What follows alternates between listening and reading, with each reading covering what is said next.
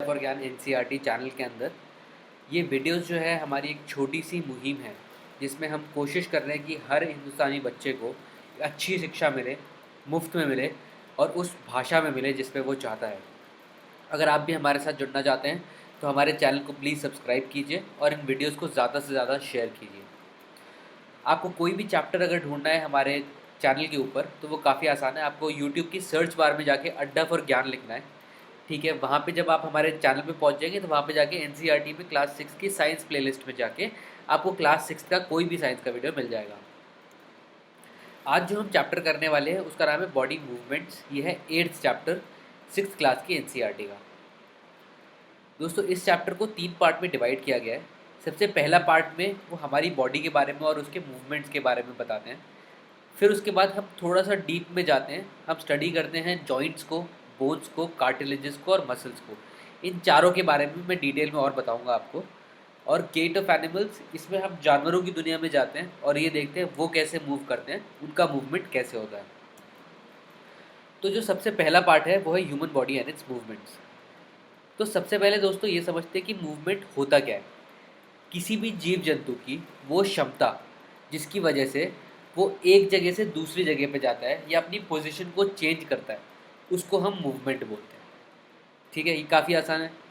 उसके बाद एक एक्टिविटी है जो इस किताब में दी गई है, वो मैं इसलिए कवर कर रहा हूँ क्योंकि आप काफ़ी अच्छा समझ पाएंगे अपने शरीर को। उसके बाद अगर आप बिस्तर के ऊपर लेटेंगे और अपने पैरों को रोटेट करेंगे अपने हिप्स के अराउंड, ठीक है, या फिर आप अपने एल्बो या कोनी जो है आपकी, उसको आप मोड़ के देखिए तो आप देखिए कैसा फील होता है।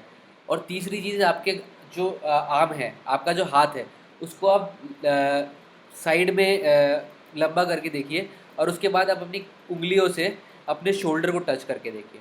आप ये तीनों चीज़ें कर पाते हैं, पर आप तीनों में आपको महसूस होता होगा कि यहाँ पे दो पार्ट आपकी बॉडी के जुड़ रहे हैं। जब आपने एल्बो को मोड़ा होगा तब आपने देखा होगा हाथ का ऊपर वाला पार्ट और हाथ का नीचे वाला जो पार्ट है वो वहाँ पे जुड़ रहा है एक दूसरे के साथ, तो उसको हम जॉइंट बोलते हैं।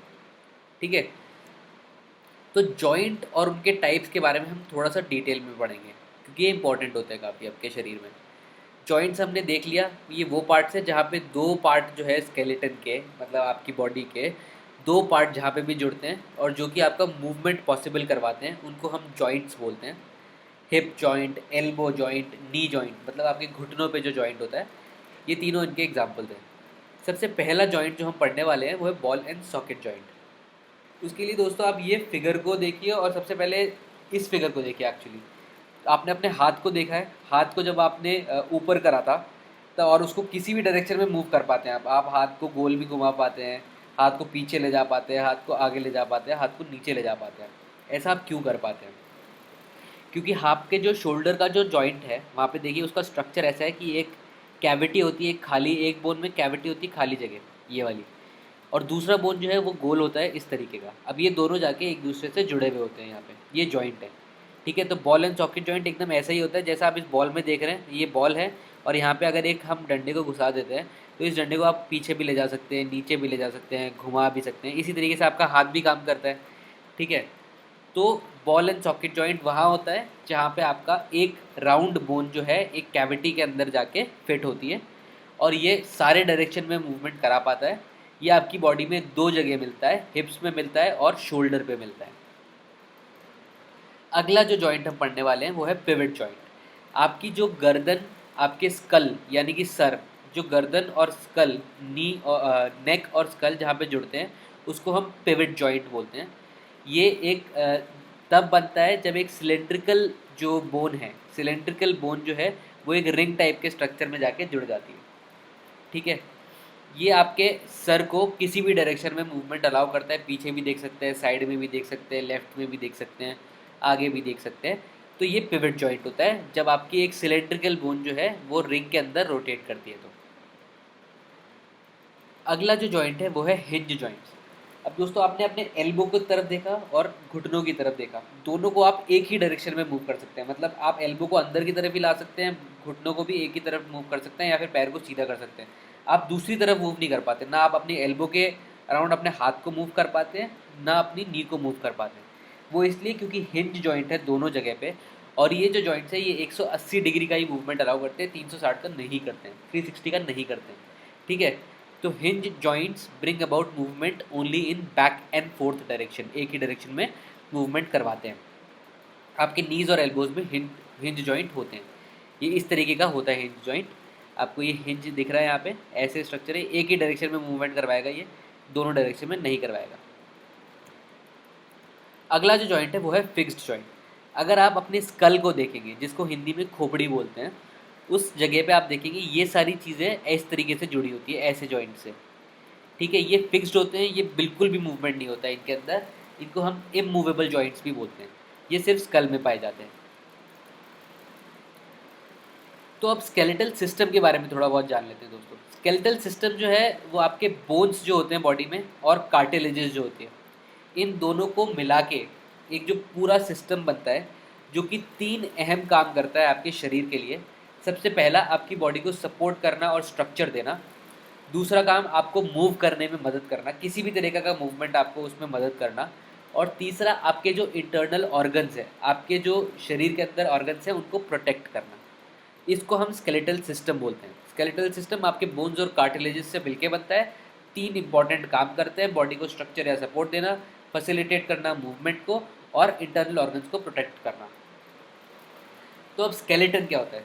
स्केलेटन दोस्तों इस कंकाल को बोलते हैं, पूरा जो नर कंकाल होता है, जिसको हिंदी में हम नर कंकाल बोलते हैं, उसको हम स्केलेटन बोलते हैं। स्केलेटन जो है बोन्स का एक इंटरनल स्ट्रक्चर होता है, जो कि आपको किसी भी तरीके का मूवमेंट जो है वो अनेबल करता है, आपको मूव करने में मदद करता है और बॉडी को शेप देता है।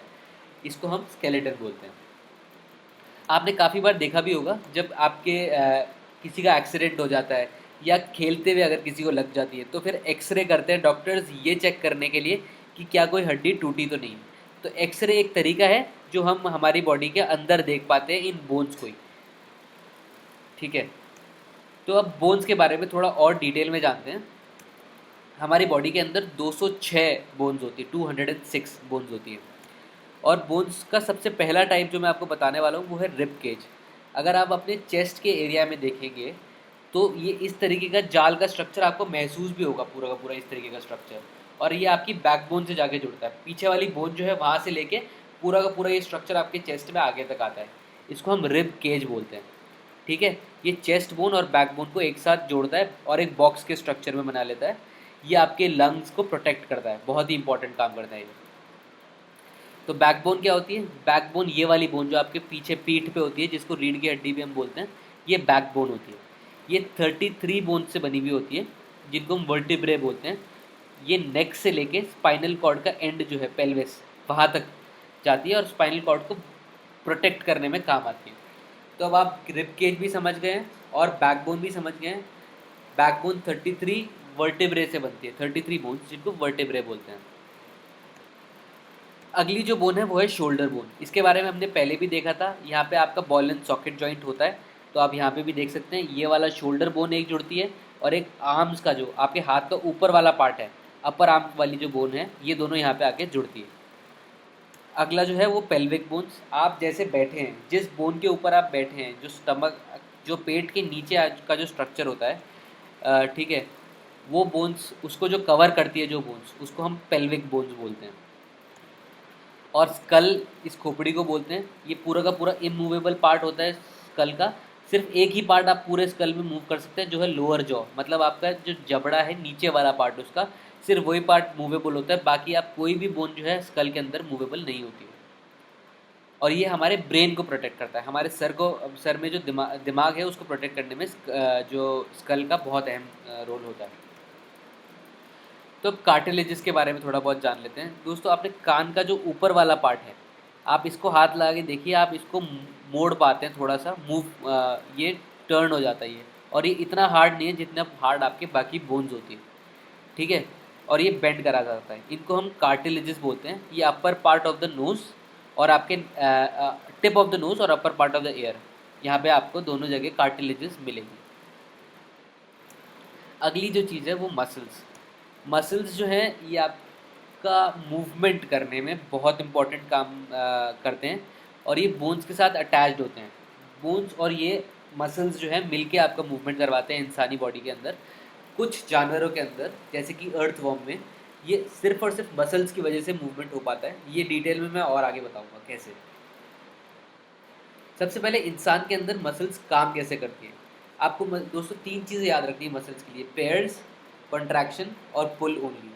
ये तीनों चीज़ों को मैं अभी डिटेल में बता रहा हूँ और आप इस फिगर को भी ध्यान से देखिएगा जब मैं आपको ये समझाने की कोशिश कर रहा हूँ। तो मसल्स जो है हमेशा पेयर्स में काम करती है। तो एक ये मसल है, एक ये मसल है। पेयर मतलब दो मसल एक साथ, एक ये मसल है, एक ये मसल है, दोनों पेयर्स में काम कर रही है और कॉन्ट्रैक्शन करती है मसल्स। तो जब जब ये मसल जो है आपके ऊपर वाली जो मसल जहाँ पे मेरा कर्सर अभी मूव कर रहा है ये कॉन्ट्रैक्ट होगी तो आपका उस तरफ मूवमेंट हो जाएगा हाथ का। तो जिस तरफ कॉन्ट्रैक्शन होता है उस तरफ आपका मूवमेंट होगा बोन्स का।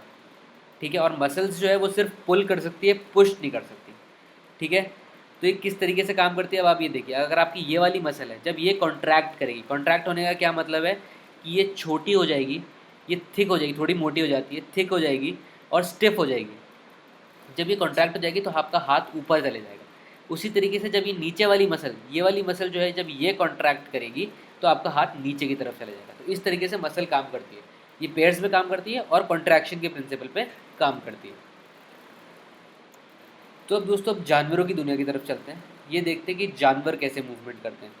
तो जो डिफरेंट पैटर्न है मूवमेंट का एनिमल्स के अंदर और उनका स्केलेटल स्ट्रक्चर डिफरेंट होता है, इसकी वजह से ये पैटर्न ऑफ मूवमेंट जो है उनका अलग अलग होता है। इसको हम गेट्स ऑफ एनिमल्स बोलते हैं। सबसे पहला जो हम देखने वाले हैं वो है अर्थवर्म का, जो हमने देखा था जिनका मूवमेंट सिर्फ और सिर्फ मसल्स की वजह से हो पाता है।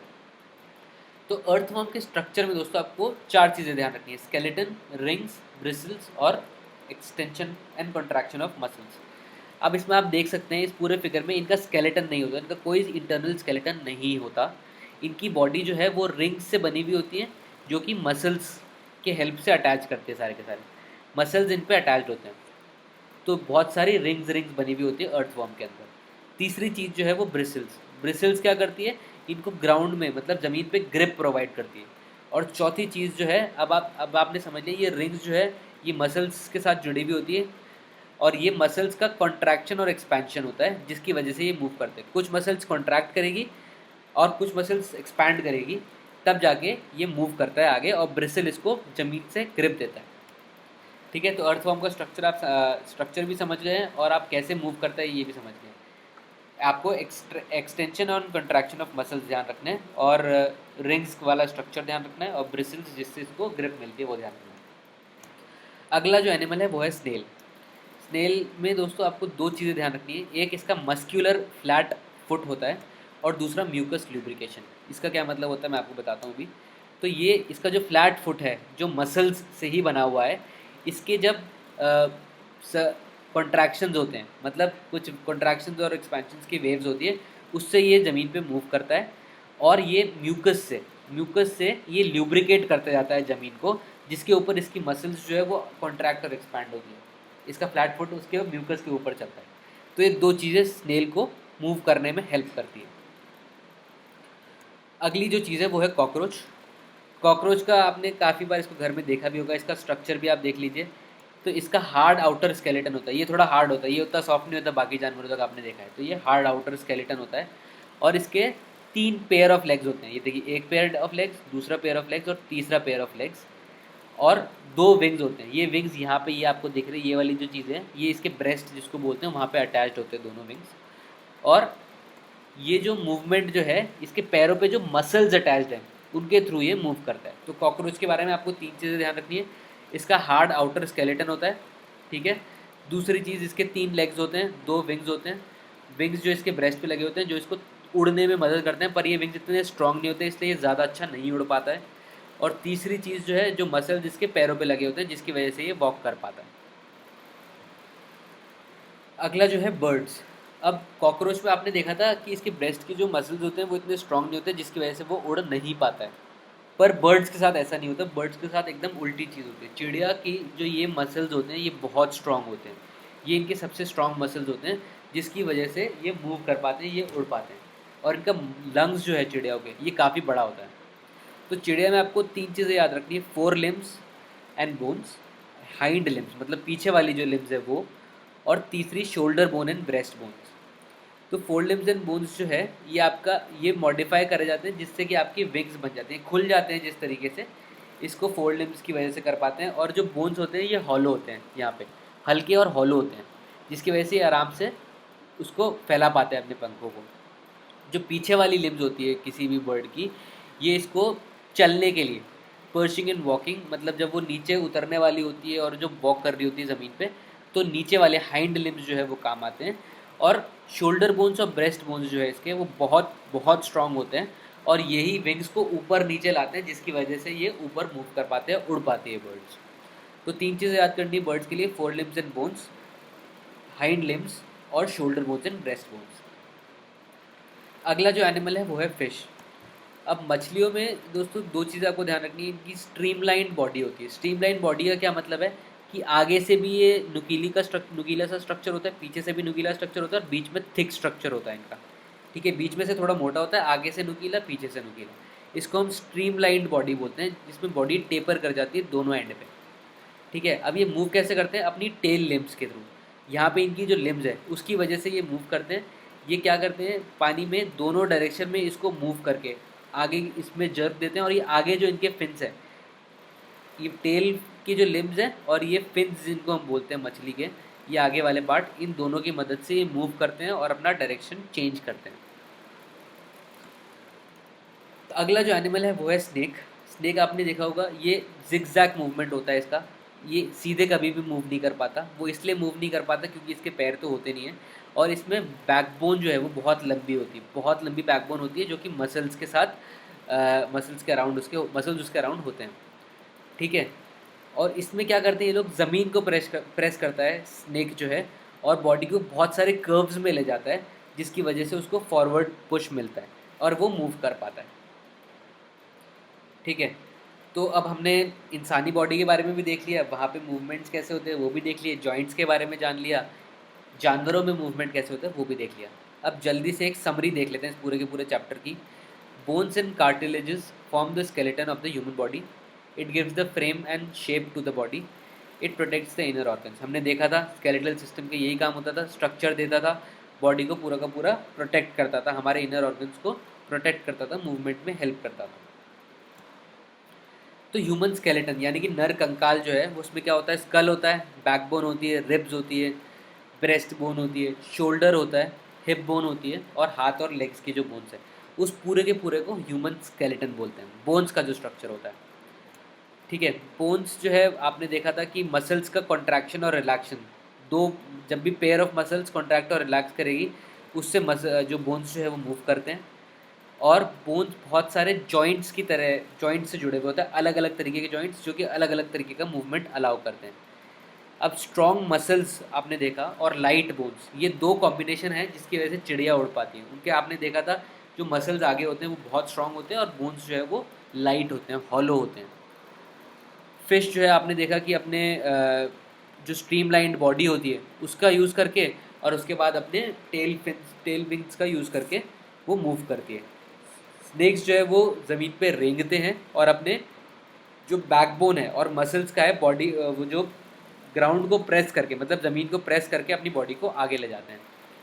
जो कॉकरोचेज़ है उसका आपने देख लिया, हार्ड आउटर स्केलेटन होता है, 3 पेयर ऑफ लेग्स होते हैं, और उनके जो विंग्स होते हैं वो ब्रेस्ट बोन पे उनके अटैच्ड होते हैं। और ये विंग्स इतने स्ट्रांग नहीं होते जिसकी वजह से ये उड़ नहीं पाते, बट चलते हैं ये पैरों पे, इनके जो मसल्स लगे हुए होते हैं उससे। और जो अर्थवॉर्म्स होते हैं इसमें आपने देखा ऑल्टरनेट कॉन्ट्रैक्शन और एक्सटेंशन होता है, मसल्स का ही होता है पूरा का पूरा, और ब्रिसल्स जो है इनको ग्रिप करने में हेल्प करते हैं ग्राउंड पे। और स्नेल्स आपने देखा था, मस्क्यूलर फुट जो होता है उनका, मस्क्यूलर फ्लैट फुट, और म्यूकस का से जो ल्यूब्रिकेशन वो करते हैं, इन दोनों का यूज़ करके स्नेल्स मूव करते हैं। तो अब जल्दी से एक्सरसाइज की तरफ मूव करते हैं दोस्तों इस चैप्टर की। सबसे पहला जो है वो फिल इन द ब्लैंक्स है। उसमें ये बोल रहे हैं joints of the bones help in dash of the body. Joints क्या करते हैं, मूवमेंट में हेल्प करते हैं, तो पहले का आंसर हो जाएगा movement. A combination of bones and cartilages forms the dash of the body.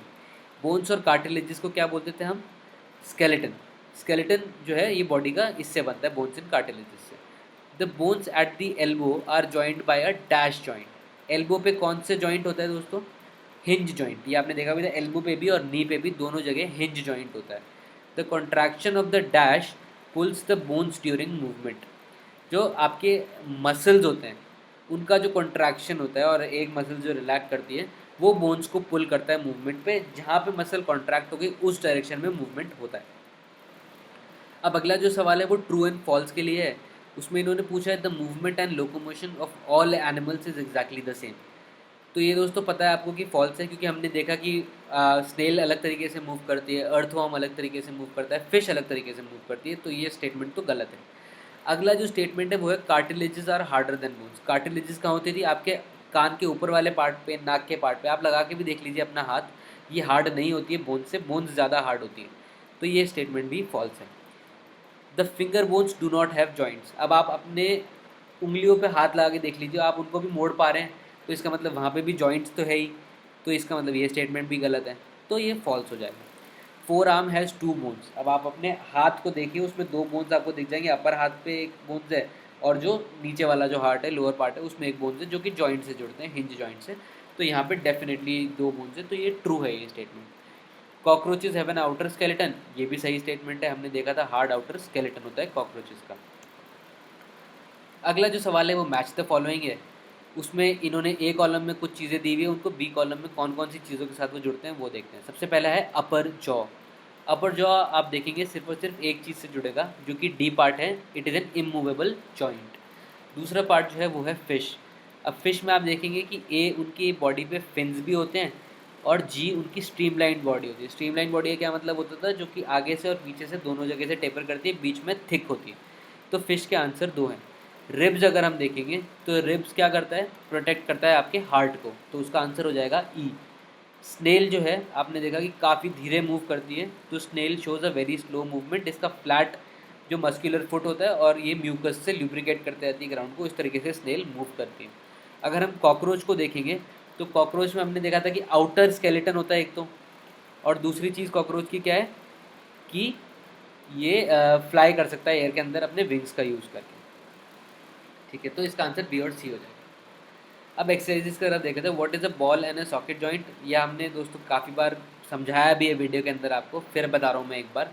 ये आपके शोल्डर और थाइज़ में प्रेजेंट होते हैं। शोल्डर में आप देखिए, आपको सबसे आसानी से दिख जाएगा, जहाँ पे एक एक बोन की जो कैविटी होती है और जो दूसरे बोन का राउंडेड पार्ट जो होता है वो दोनों जाके जुड़ते हैं, उसको हम बॉल एंड सॉकेट जॉइंट बोलते हैं। ठीक है, और ये फ्रीली मूव कर सकता है सारे डायरेक्शंस के अंदर। अगला जो सवाल है, which of the skull bones are movable. तो हमने देखा था स्कल का ऊपर वाला पार्ट बिल्कुल भी मूवेबल नहीं होता, आपका सिर्फ और सिर्फ लोअर जॉ मूव कर सकता है या फील भी कर सकते हैं अपने मुंह के अंदर। तो only lower jaw of the school, lower jaw जो नीचे वाला जबड़ा है आपके स्कल का, सिर्फ वही मूव कर सकता है।